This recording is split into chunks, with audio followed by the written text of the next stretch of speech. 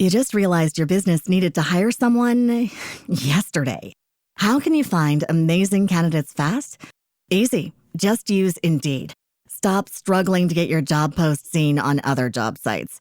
With Indeed sponsored jobs, your post jumps to the top of the page for your relevant candidates, so you can reach the people you want faster.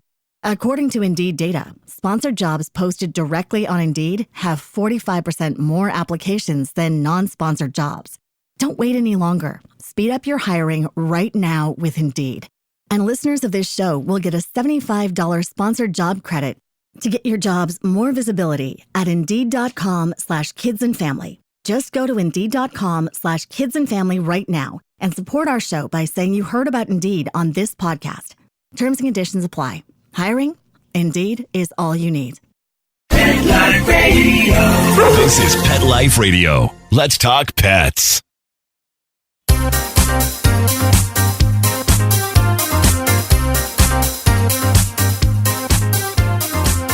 Welcome to the Whisker Report. We're a new podcast dedicated to helping anyone in the pet industry. Whether you're in animal welfare or a for-profit pet company, get some PR and buzz for your organization. Hello, everyone. I'm Mary Tan, one of the hosts of the show, along with Alexandre Ricard, a gal who hails from France, but she just moved and she travels the world in the hopes of spaying and neutering stray cats. Bonjour, Alexandre. Bonjour tout le monde. I've just moved to Vancouver, guys. Finally, loving it. Not loving that it's 7 a.m. right now, but you know.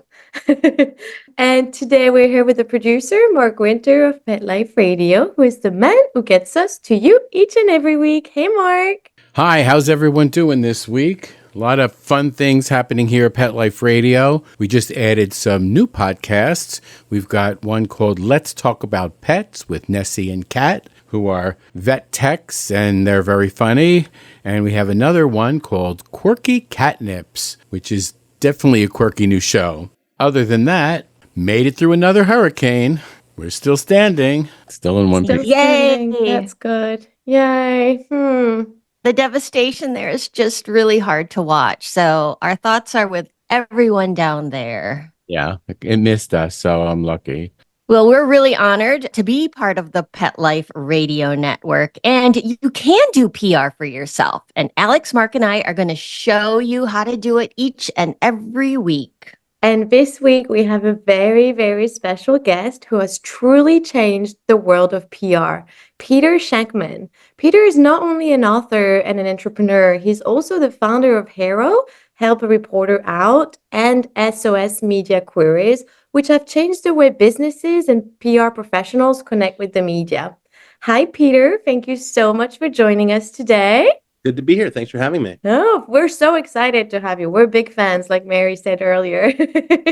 And his books are amazing, everybody. Go find them on Amazon, right, Peter? Anywhere, yeah. Could you tell us a bit about yourself and just a little introduction of you?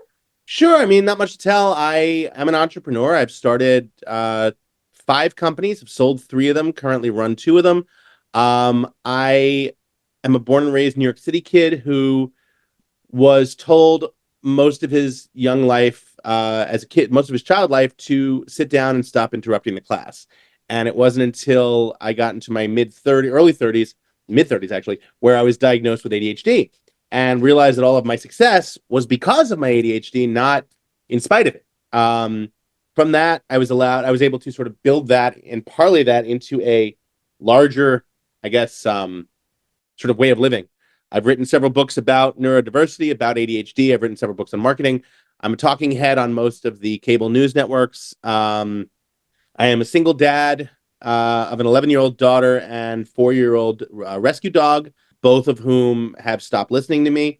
And yeah, I'm just very lucky. I'm having a really good time and just trying to do my thing. Yeah. So you are very well known for starting HARO, which stands for Help a Reporter Out. And now you started SOS Media Inquiries. And that was just a short time ago, right? Like a few months ago. Source of Sources, SOS, launched in April of this year. And the goal was really, I wanted to bring back what I originally started, which was HARO. HARO was acquired back in 2010.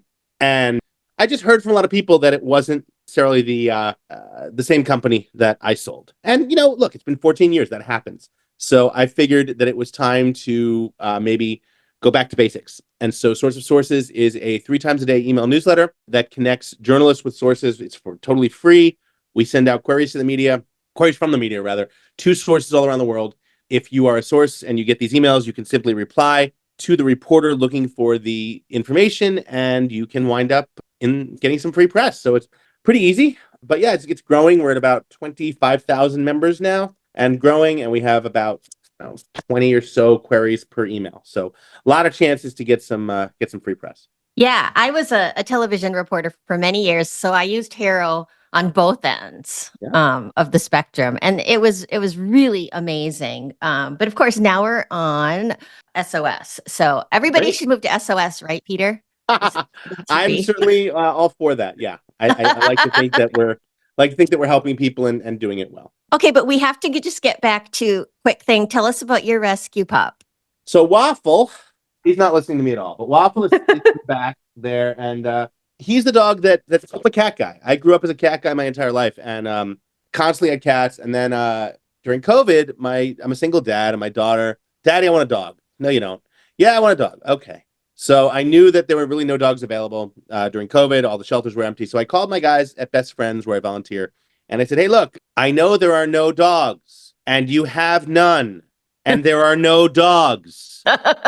So if you happen to get one, which you won't because there are no dogs available, and the guy, like, Peter, don't worry, totally gotcha. I see what you're saying. It's all good. Don't worry. 3 days later, this idiot appears. And Waffle's been with us for about 4 years now. He's just sitting back there on his little bed and just doing his thing. He's a good guy. I love him. But yeah, cats are a lot easier, man. You get a cat, you need to go on a trip or something. The cat's like, good, I didn't want you here anyway. Dogs, like New York City, man, it's no less than $100 a night to put that thing in, because they don't have like dog boarding. No, God forbid, this is New York City. They don't have dog boarding. They have doggy spa and hotel. Oh, yeah. And I refuse to call it that.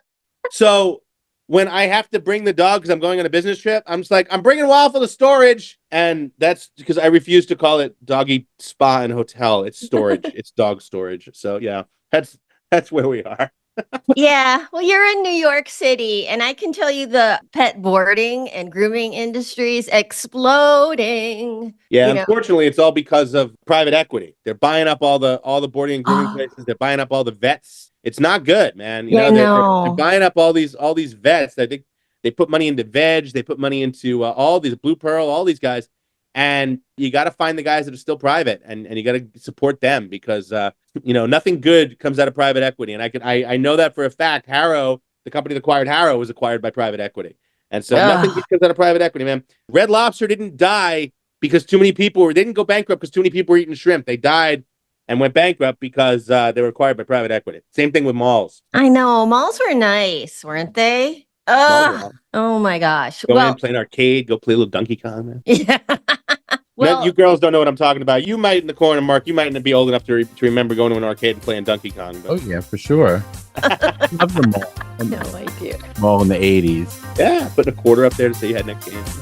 Well, when we come back, we've got to pay for the show, as you know, Peter. So we're going to be right back with Peter, who's going to give us more tips and tricks when it comes to pet PR. Here's Daryl Michelson, owner of Furniture Cat Furniture. Back in 1990, I was in the market for some cat furniture. And as looking at the cat furniture available, I realized that most of it is basically overpriced junk. The big difference between our furniture and other cat furniture is the fact that we use plywood, and all other cat furniture is made with some sort of a particle board. You can see the furniture difference online at Furniture.com. That's PURRNITURE. Take a bite out of your competition. Advertise your business with an ad in Pet Life Radio podcasts and radio shows. There is no other pet-related media that is as large and reaches more pet parents and pet lovers than Pet Life Radio. With over 7 million monthly listeners, Pet Life Radio podcasts are available on all major podcast platforms. And our live radio stream goes out to over 250 million subscribers on iHeartRadio, Odyssey, TuneIn, and other streaming apps. For more information on how you can advertise on the #1 pet podcast and radio network, visit PetLifeRadio.com/advertise today. Let's talk pets Let's talk pets on Pet Life Radio. Pet Life Radio. PetLifeRadio.com.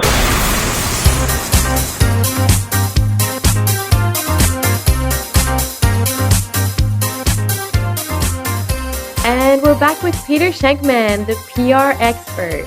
Peter, what is one thing you see PR professionals or businesses doing wrong when it comes to pitching their story? And do you have any tips on how they can correct it? I think one of the things that you need to understand about journalists is that your job is not to get yourself press. Your job is to help a journalist. If you can help a journalist do their job better, you are guaranteed to get press. And I think too many people don't realize that. Too many people go in and they're like, here's my story and here's why I'm great. And here's, not thinking about the fact the journalist is on deadline and has a job to do.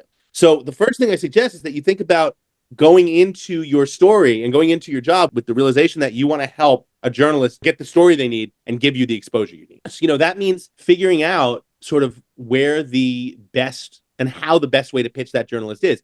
Are they on deadline? Do they have time? Do they need a short blurb? Do they need a longer hit? Whatever it is, figure that out and give that to them. Your job, again, make their life easier. Do that and everything will be simple. So the people listening to this predominantly are small animal rescues and small pet brands, a lot of startups, and they're trying everything to get some buzz for their organizations. And you have some easy suggestions on how they can do it when you basically don't have any money? Well, obviously, the key is use source of sources. I mean, the whole purpose of the service is to help small businesses that don't have any money to get press. That goes without saying. So that's number one. But I'd say number two, make sure you have a story that you can share that the journalist can utilize. So know what the journalist wants. Know the information that they're looking for, right? Give them exactly what they need and figure out a way to make it better to help them. Because again, they're there to do a job. If you can give them that information and help them do that job better, your life is going to become so much easier. And as is theirs. So if you can figure out a way to do that, have a pre-planned pitch prepared and send it when it is the right time. Send it when it's exactly what they want, right? Figure out, how can you send this in 3 paragraphs and tell them exactly what they want? I often will see press releases, especially when I was a TV news reporter, 2-3 pages long. Yep. And I'm like, I'm not going to read this. I usually would just read the headline and that's what I would decide it on. 100%. So can you create a story, a headline, whatever, that tells exactly what they need and gives them exactly what they need? If that's the case, they will call you back and you will get the press that you want.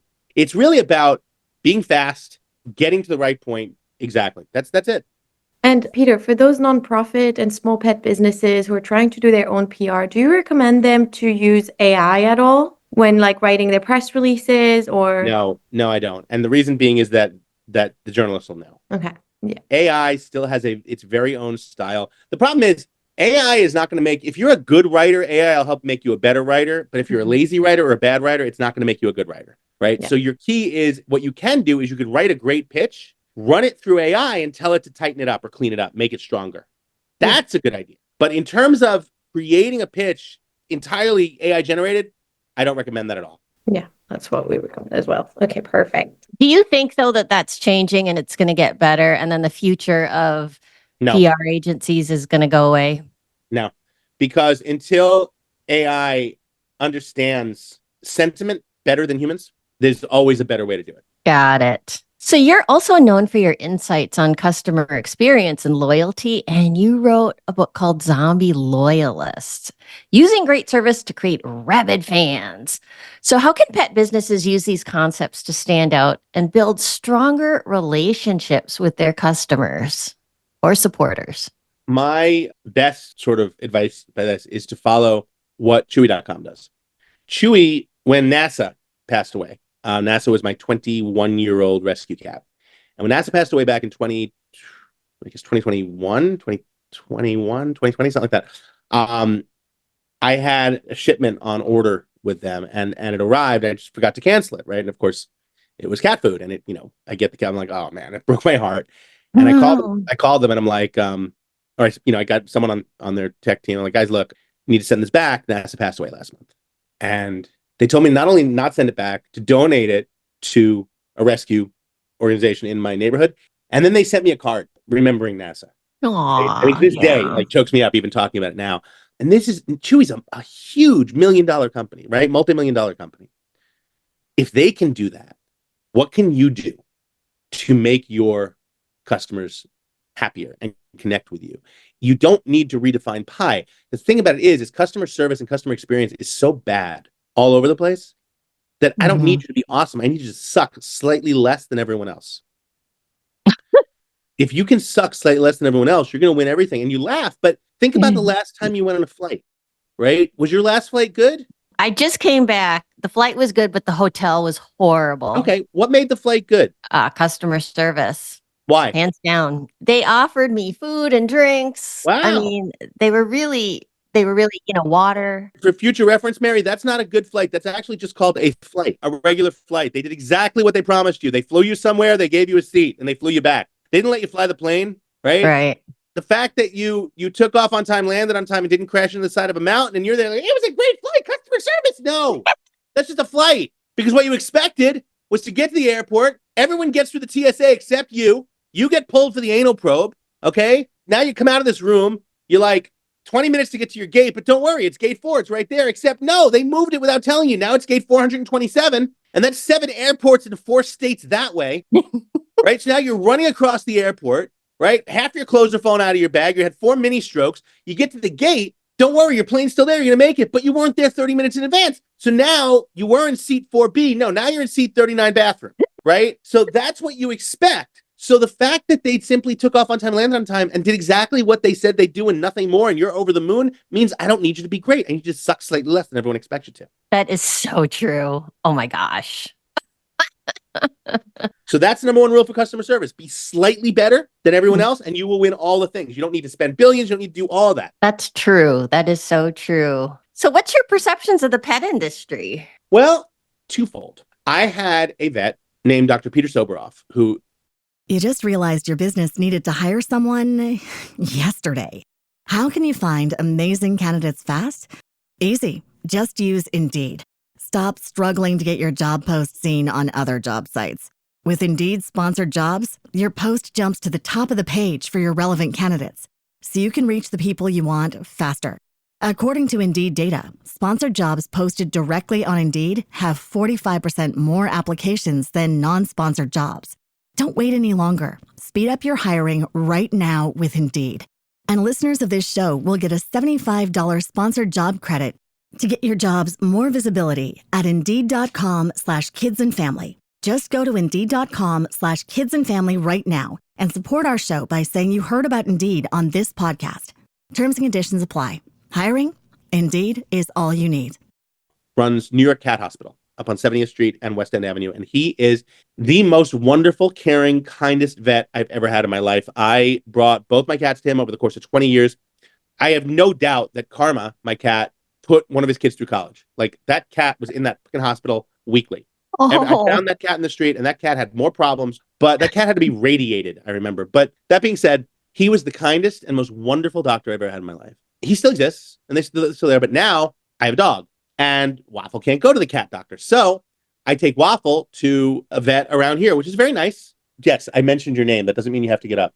But here's the thing. They're not a one-off vet. They're owned by, like I said earlier, they're acquired by private equity. And so while the doctors are very nice, they have to operate in the constraints at which are being given to them by private equity, and you can see it. And so it's not that great. They're perfectly fine in terms of taking care of Waffle and his health and everything, but that same level of care, we really do care about your animals, is visible, but not as strong as it was. And so, yeah, therein lies the problem, right? Everyone wants to build their company, sell it, and get rich. What happens when they do? The whole reason I relaunched that I started Source of Sources is because Arrow got acquired and it wasn't what I built. It wasn't the same thing. And everyone kept telling me that. So yeah, we worked with a few pet startup companies and who got sold to the big guys. And the original owners and founders that we worked with now hate the product. Yeah. And look, I get it. It's sort of the nature of the beast. I live in a gorgeous apartment on the 56th floor of a high rise in New York City with a view of the entire city. And that wouldn't have happened had I not sold my company, right? So there's that, you have that middle ground there. But yeah, I get it. So they always say that the pet industry is recession proof, especially when it comes to pet food. And the American Pet Products Association actually warned the industry last year at Global Pet Expo, which is one of the big trade shows. And they said that the pet industry as a whole is increasing in terms of billions of dollars spent, but there's fewer pets because people are not adopting due to inflation and the cost of having a pet. And they warned that pet food companies especially should stop raising the prices. You know, it's funny. In the US, everyone's talking about inflation and oh my God, look at what the president's currently doing about inflation and the price of milk is so much higher than it was 5 years ago, and the price of my TV is so much higher. That has nothing to do with inflation. That has to do with greedy companies raising their prices to increase their stock. If General Mills wanted to lower the prices of cereal, they could absolutely 100% do that. That has nothing to do with inflation. If pet companies or pet food companies wanted to lower the price of their pet food, they absolutely could. It has nothing to do with inflation. They don't, because if they do, their stock price suffers and their board kicks out the CEO. It's a horrible cycle, one that's been going on for 100 years, but it is rarely the fault of inflation that prices are going up. You look at a company, I believe the country, I forget which country in Africa, and there are photos of people having to bring wheelbarrows worth of money, of cash, to buy a loaf of bread, right? Because of hyperinflation. It's just like 40 years ago, whatever. That's not what's happening here. The dollar doesn't stretch as much because the CEOs of the companies realize they can charge more. If you look at the pricing during the pandemic, oh, we have to raise our prices because of supply chain issues. Well, it's been 3 years. Supply chain issues have gone back down. Why haven't the prices? That's not an economic issue. That's simply greed. I live in a city that costs me about $500 to wake up every day, right? So, dealing with things like that, you have to ask yourself, where does it end? And usually it goes back to the manufacturers. My bottle of soda, which I paid 75 cents for back in 1989, now costs me $3. That's insane. So do you believe that the pet industry, they always say it's recession proof? Have you found that to be true? I do believe it is. Yeah, I believe that it's recession proof in the same way that, funeral industry is recession proof, right? People are going to die. People are hungry. But the question becomes, things are recession proof until the companies do enough stupid things that they become a victim of their own success. Being recession proof doesn't mean that you can raise prices by 40% in 1 year. It doesn't work that way. Right. Alex? Yeah, that's so interesting. I never thought of inflation like that. So that's good insights, actually. A little last question, Peter. For all the small pet businesses and nonprofits, it's harder to stand out in the crowd lately. And I know you said you just need to make the job of the journalist easier, but is there anything else that you can give them on like how can they stand out in the PR world or in the marketing world? Yeah, I mean, one of the best things you can do is to, instead of pitching yourself, come up with a story about a trend in the industry. If you sell pet food, and there are 4 other companies, you're a small business, you have a small pet store, and there are 4 other small pet stores in your neighborhood or in your state or whatever. Talk to them. See if you guys and it's I don't want to talk to them, they're a competitor. I'm not saying you have to compete with them. I'm saying talk to them and find out if all of you are noticing any interesting things in the industry, right? For some, we're noticing that 40% of our customers are asking for non-GMO dog food, whatever, cat food, or or preferring dry to wet, whatever. A trend is much more likely to be covered than an individual story. A trend allows for a bigger angle on the same story, right? Joe's House of Dog Food is selling more vegetarian dog food is not as exciting as industry sees shift to vegetarian dog food. So figure out what kind of trends are happening in the industry. What do you think about the humanization of pets? It's so all over. You look at all the pet marketing, whether it's a shelter or a rescue or a small pet business, everybody's showcasing animals like they are, a human child. How can they capitalize on that? I always go back to the 2 best ads I ever saw for shelter pets. The first one was in the middle of everything going on, someone took out a classified ad in the newspaper, looking for companionship, very excitable, love trying new things, always up for sports or games, or just greeting you at home wearing nothing but a smile. call me anytime, or I think they said FaceTime me anytime, and they put a number, and people FaceTimed, and it was an iPad in a cage at a rescue shelter, and there was a dog in the rescue shelter. And I think they got like over 30 adoptions of other animals from that. So that was number one. And the second one was a guy who gets stopped at a red stop for I think speeding, and the traffic cop comes over and says, "You know how fast you're going?" Says, "You're going 65 miles an hour, and you just look so cool doing it. Let me see your license." "God, that's a cool picture. You're just so awesome. Sign this." "No, it's not a ticket. I just want your signature." "Yeah, you're just amazing. You have a great day." And the guy sitting in the car, and he's like totally confused, and he looks over and he sees his dog sitting in the passenger seat looking at the guy, and it fades to black, and the caption goes, "Be the kind of person your dog thinks you are." Oh, Right? Just such cool. So, it's not about, hey, we have a dog, come rescue it, or hey, we have an overpopulation, come help us. Figure out other ways to make the pet look cool, right? What else can you do to drive traffic to your rescue organization, your shelter, whatever? Okay, so now I have another question related to that. So I'm sure you've seen the ASPCA Sarah McLachlan commercial. Ah, Yes. So people actually hate it. that ruined that song for me. Yeah. And so what do you think happened there? So they raised millions off of that, but then I feel like they got a revolt. They did. It's a one-time thing. You better raise as much freaking money as possible, because when you ruin a song, no one's gonna go back to you. Right? It's the Sally Struthers effect. Sally Struthers was a great actress. We loved her in All the Family, and then all of a sudden, you don't think of Sally Struthers, not think of starving kids in Africa. Right? I actually made a video of Waffles sitting on the couch, staring at me with the Sarah McLachlan song, right? And it said, "Won't you please help Waffle, who didn't get attention for 15 whole minutes while his dad was doing a TV interview?"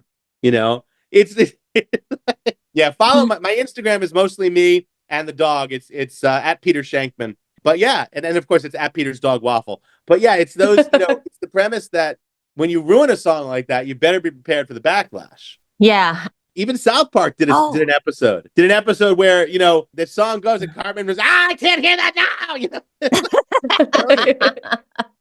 So I wondered, is that song now ruined for that singer or celebrity? Absolutely. And look, it's great. It's great that it raised millions of dollars, but yeah, no one plays that song, right? You gotta wonder how much royalty she lost in Muzak, because you're not gonna hear that song in an elevator. Another follow-up question I just thought of. So we work a lot with shelters and rescues as well. And there's always this big debate if when you're promoting an animal, it should be sad and talk about the animals, like it's a 3-legged, blind, deaf dog, or should you just talk about how cute it is and the attributes? I love I always love ads that play on themselves, that make fun of themselves. The joke being, for adoption, blind dog, one dog, blind, deaf, missing a leg, half an ear, answers to the name of Lucky. I love the dog, but I err on the side of humor. I think humor is the best seller in the world. I think you could sell anything with humor. Again, a depressing Sarah McLachlan ad might help in the short term, but a joke lives forever. That's true. There was another, I remember there was an anti-drunk driving campaign that showed a dog at home, and it showed him looking out the window and just very sad. His owner wasn't there and the whole thing, and kept looking.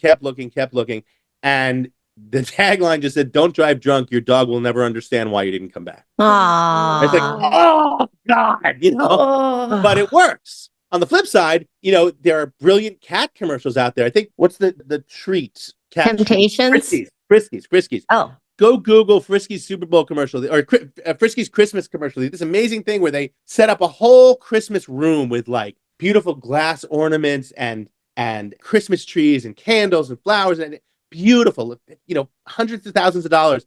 And then they released 30 cats into the room that just destroyed, right? And we're just knocking everything down.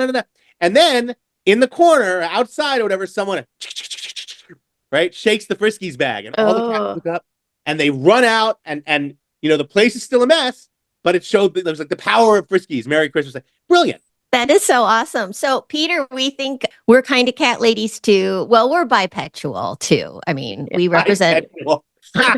We actually have more dog clients because dogs pay the bills. Yep. But Alex, I don't know if you know, runs a cat rescue in Greece.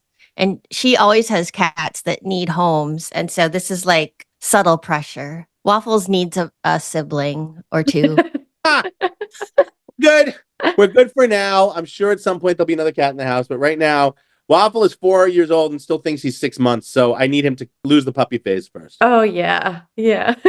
Well, when you're ready, you reach out to us because we can supply you with any kind of animal you want. Oh, Well, yeah. it's funny because on the front page of Source of Sources, just like it was on Harrow, it says, hey, if you found success using Source of Sources, we are free, but feel free to donate a few bucks to Best Friends. So I've always had Best Friends as well as the New York City Mayor's Alliance on Animals. That's just always been my two go-tos. That's so awesome. Well, Yeah. cool. Alex, do you have any other questions for the great PR wizard? Oh, I think you gave us so much insight. I'm so glad you joined us. I'm happy to be here anytime. Okay. Well, Peter, do you have any final thoughts to tell all our listeners who are, they're just working really hard every day, doing everything they can to get animals adopted or pet products sold? Life is too short. Have fun with what you're doing and do it because you believe in it. I think that, and I don't think I need to tell you guys that. At the end of the day, we don't really have a lot of time here. So just do the best you can to make life better for someone else. All right. Well, thank you so much. That's a wrap for this show. We're so excited to be doing this for all of you out there who are making life better for animals. And do you have a question you want us to answer? Reach out to us on Instagram or Facebook under The Whisker Report, and we'll try to answer it in a future podcast episode. As we always say, bark loud and purr smart. Thanks so much, everybody. Bye.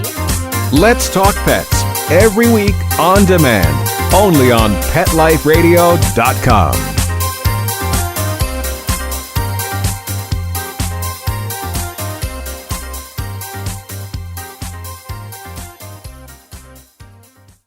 You just realized your business needed to hire someone yesterday.